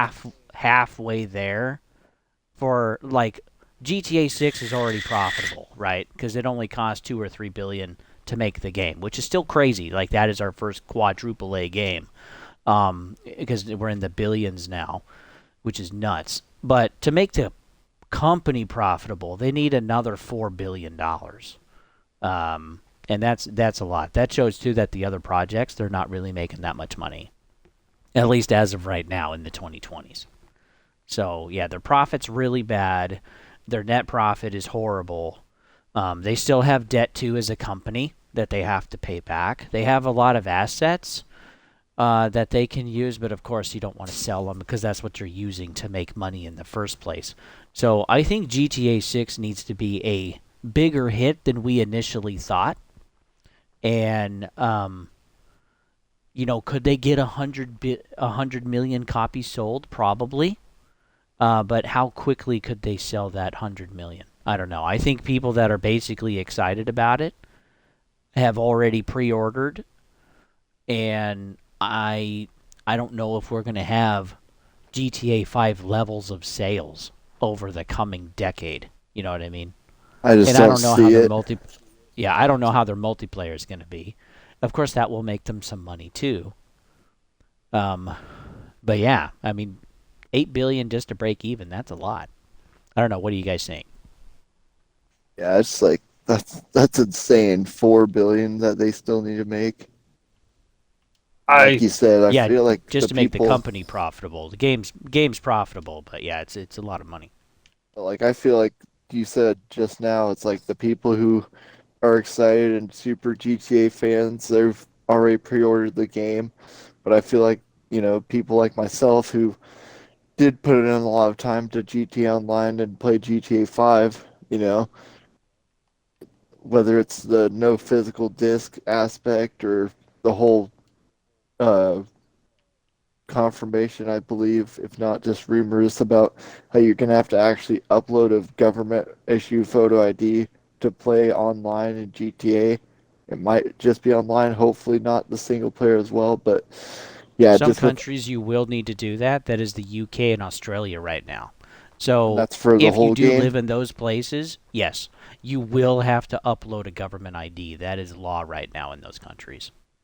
Wow. Okay. And that's not just for GTA 6. That is like Nintendo, if they have a rated M game, which is probably never. That's also for all PlayStation. That's also for Xbox. That's for Steam. It's everywhere. So, yeah, if you live in those countries, they've already made it law, and it takes effect now. And so, yeah, before you get GTA 6, you're going to have to do that. Yeah, I thought it was GTA. coming to America, but I guess not yet.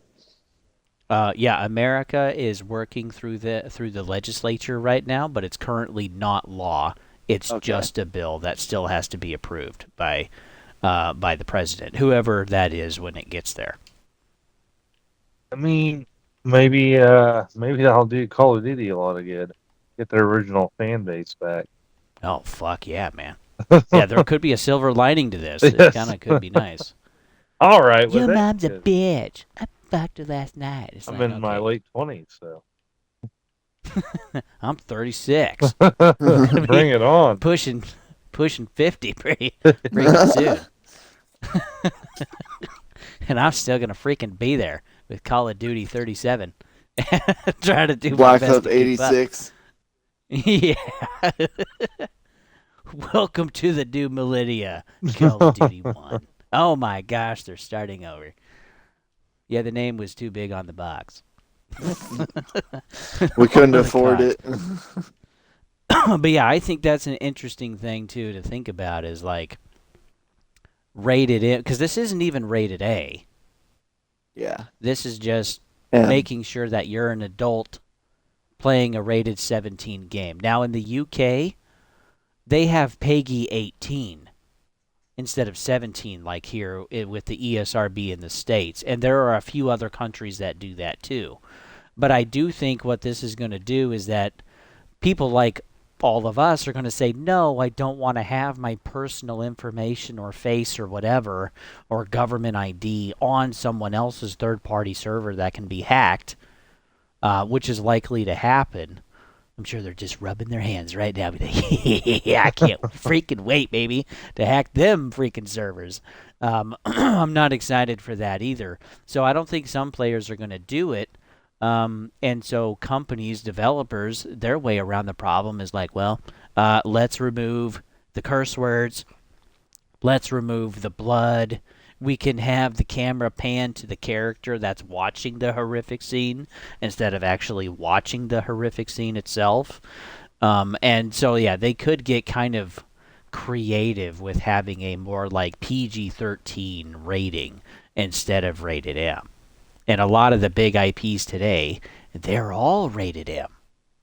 Halo, Diablo, Grand Theft Auto, Call of Duty, Battlefield. I mean, you name it. There's a ton of them out there. Dead Space even. It's just like, gosh dang it, I got to upload an ID now? And as more companies take this, or excuse me, more countries take this on, it's just going to incentivize either the players to submit, which I think some of the older ones won't, because they don't trust the system because it's brand new and it's going to be hacked to death. And then the other thing too is like the devs are going to start changing their games to make them more rated PG. And maybe you want to see a little blood on the floor, you know? I mean, I was just talking about if they're going to like be Gears recording 2. you. Yeah, if they're going to be recording you in like GTA 6, it's like, yeah, I want to freaking get over there and pummel that guy and see the recording of the phone, me crushing his skull in on the freaking sidewalk. and if we got to worry about age verification, we're less likely to see that type of stuff. And yeah, like I haven't played all of the Gears of War stuff, which has been so fun to play with Shepard here. But it's been really cool to see some of the creativity with Gears of War and Gears of War 2 so far. And just see the gore and some of the visceralness, and it kind of makes you really see the Locust in a different light. If it was PG-13, we wouldn't be seeing some of that stuff. And you wouldn't feel the same about the Locusts, right? You'd be like, I can't wait to kill these things, man. They're horrible. And, you just wouldn't feel the same. So I think storytelling definitely takes a hit if publishers start doing that.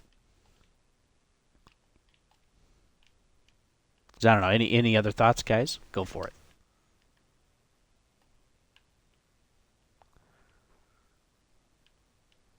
I just feel also like I'm a little bit kind of, I don't know. I feel like with GTA 6, we haven't got any like actual gameplay trailers, have we? No. No. Like console generated cutscenes. So like a lot of those videos were generated on the PS5. Yeah, with 25090s strapped to it. Dang. Is that really what? So they could... Really? They're using high-end graphics cards. Yeah. It's a little misleading, I guess. Well, I of think course. it is. Yeah. Because that's not going to be the general experience. And then they're not releasing it right away on PC anyway. Mm-hmm. I think they will. If at all. No. I said on PlayStation. Oh, I got It you. says generated by PS5. Oh. So I Okay, guess never I mind. was a little I stand confused. corrected. I was like, Is it on the Pro, though? I would imagine. That was. Because that would be kind of misleading, too. Because there's only about 2 or 2.5 million Pros that have sold. I got one of them. You sure do, baby. And I ready. hope you don't buy the 6. No, I'm done. I'm done with PlayStation. You heard it here first, baby. I'm PlayStation done. is done. It's cooked. 6, 7, all that good stuff. I had to throw that in there. jab the Gen Alphas a little bit. Yeah, I think that'll be an interesting thing. Like the age verification, and like it'll change games like GTA. And yeah, if you lose some of the liberty, if you lose some of the visceralness, if you lose some of that level of storytelling, Can I I don't add know, that'll something? be... Yeah, go for it. I'm reading right here. Rockstar confirmed that GTA 6 second official trailer was captured entirely in-game from a base PS5 with equal parts gameplay and... There you go. Well, hey, maybe there is some hope. That would be good. Yeah, because I thought I remember seeing the tag when I was watching the trailer. I'm like, ooh, PS5 is pretty good. But, they Yeah. can always... I mean, everyone's arguing whether the graphics are going to suck and you guys are expecting way too much. But that's never been the case with Rockstar. They've always done pretty good. They've always been some of the cutting-edge graphics. It might not be, Yeah. crazy because graphics nowadays are pretty damn good. Yeah. It's hard to, like, level it up. You know what I mean? I think if it just matches what we already got, I'd be happy. The only thing I would want is a little more freedom and better physics. Physics I've never experienced before in other games. That's all I could ask for, I think. Yeah. Yeah, I think the gameplay needs to be first. That's why, like what we were saying earlier, 93 Wolfenstein and some of the older stuff, like, it's way more fun. It's way more immersive, even though the graphics suck. And Just I meat and think that needs... potatoes, man. It's what Yeah, all you need. don't fix it if it's not broken. You know, put some gravy in there. You know, have some options for type of sauce or sides. That's fine. But like, you need to make the game and make it desirable. Because yeah, who cares if you can see the sweat on somebody's face if you just can't stand the character? Yeah. I agree. Well, I don't know, Chief. I don't know if I need a freaking massive thing of armor to keep me safe. I'm a fucking OST, you know. It's like, shut up, Williams, please. Well, Yeah, guys, I hate to cut it early, but I gotta wake up there you early go. to cut or to sort cows tomorrow. Yeah, sort some moo-moos. Sort What do you some- think of PlayStation Plus going on Steam, real quick? What? Going on the Steam Deck. PlayStation Plus going on the Steam Deck? I Mm. must have missed that from the notes because I have. This is the first Yeah, I've that heard was about this.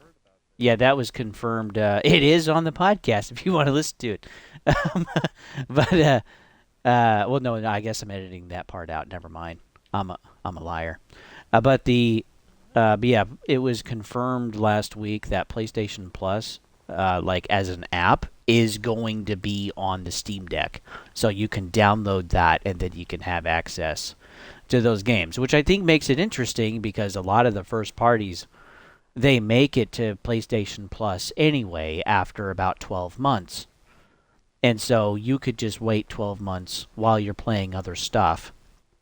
And then you can still get your PlayStation games on Steam. Isn't that interesting? You can't get them from Steam directly, but you could get them on Steam OS. Huh. And I think that's kind of fascinating because now you still don't need to buy a PlayStation. I mean, you do if you want to play now.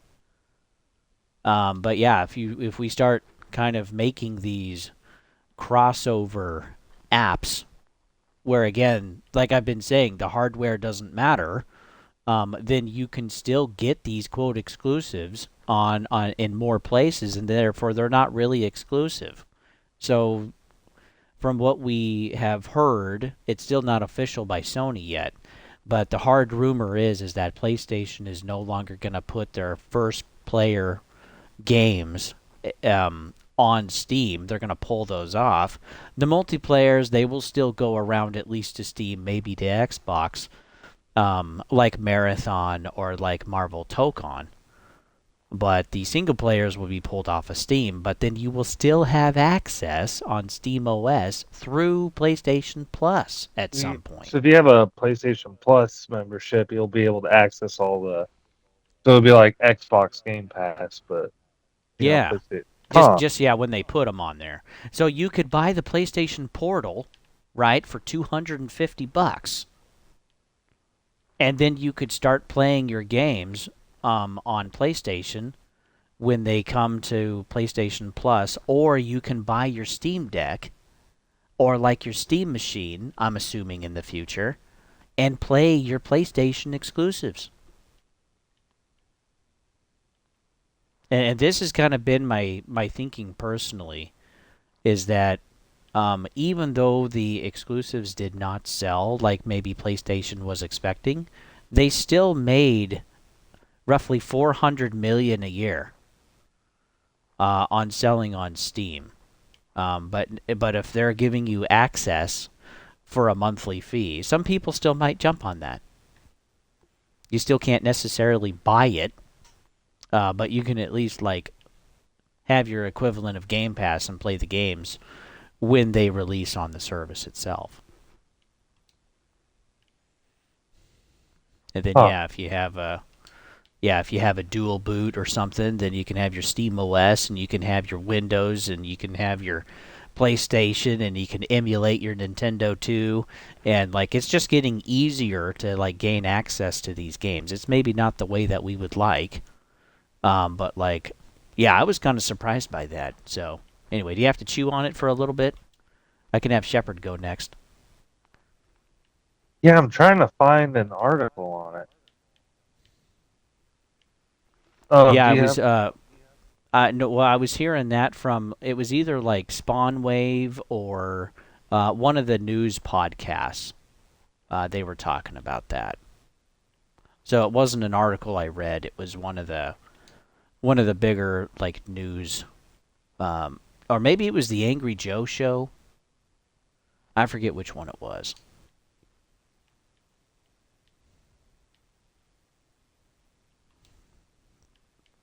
But yeah, that's what we're hearing is that like PlayStation Plus app on Steam Deck.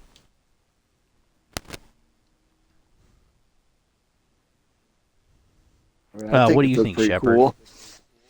Gives more people accessibility on more stuff. Yeah, and you can pay for the month if you want to, or keep the service, or whatever. Yeah, I think it's a good idea. It's kind of shocking with how PlayStation is, but I guess they are kind of desperate for getting some money back from all the L's they've been taking. Yeah, and yeah, I think they need some goodwill, but yeah, like cutting out Steam or like the PC player base, I never think is a good idea. That's where the majority of the players are in Yeah. gaming.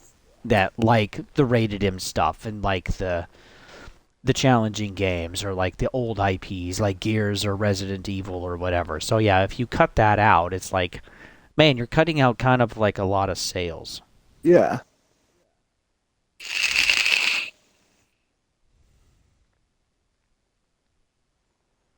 So yeah, Eurogamer.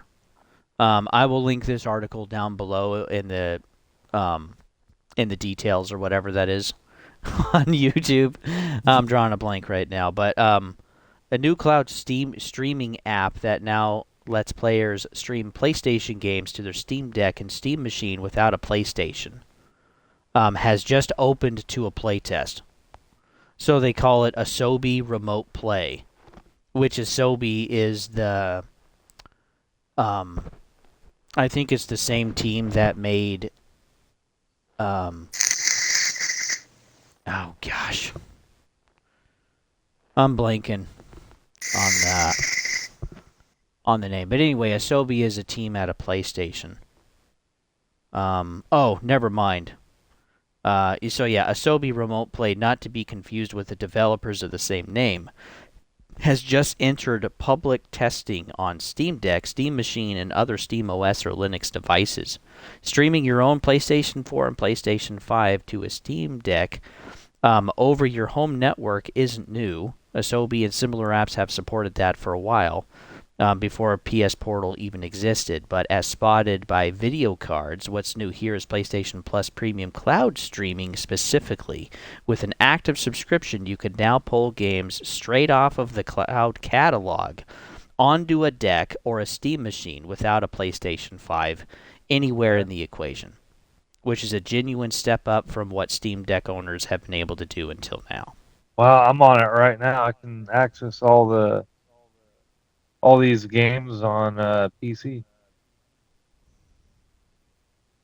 Yeah. It's not on Steam, but through Microsoft you can do it. So I wonder if you have to be running Microsoft on Steam Deck to access it. Well, it says here in the article. Again, I'll link this article down below. But yeah, it says it's public testing on Steam Deck, Steam Machine, or other Steam OS or Linux devices. So it's not Windows.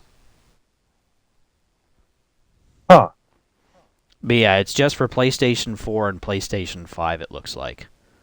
But yeah, you can stream cloud stream PlayStation Plus Premium with an active subscription through PlayStation.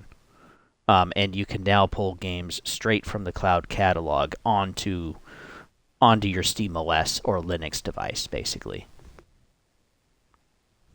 So yeah, I was kind of surprised by that one.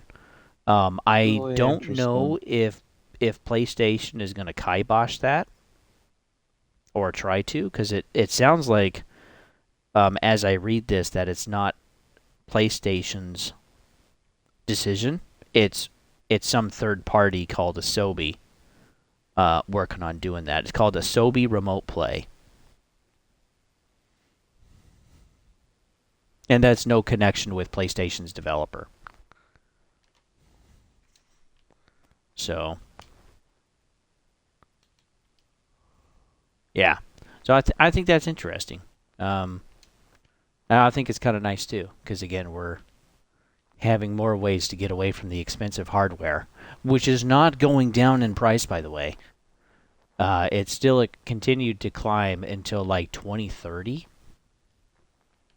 And we just found out that all of the RAM for 2027, all of 2027 RAM is bought now, already, as of July. So the prices will continue to go up. And when we look at the capital expenditures of like Oracle and Nvidia and Microsoft and like OpenAI and all of these other companies, like they are still spending more and more money on buying the hardware. Eventually it's not going to make sense. And so some of these companies I think are going to blow up or be severely hurt by the amount of debt and managing hardware that's gonna blow up. But I heard too that like what some of these companies are doing now is they're now making kind of like batches of hardware. You could think of them as like lots as a foundational asset to take on more debt. So it's like, hey, yeah, these graphics cards, even though they're used to hell and need to be replaced like within 24 months, is that, you can still have these as like collateral to take on new loans, to continue to pay for the expansion of hardware and data centers and all of this stuff. And so, yeah, we know that graphics cards, once they're used, they're kind of really garbage with how hard they run these things. And so, yeah, that's not really going to be a asset to whoever buys them, because you're not going to be able to sell them for very much. Nobody's going to want them.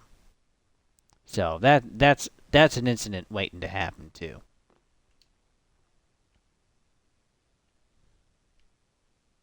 But anyway, I think I'll end it there. We got through most of it. Again, if you have any other comments or things or questions you'd like us to answer on the podcast, hey, send them our way. And we don't care if they're bad or, I don't know, whatever. I'm not going to ban anybody.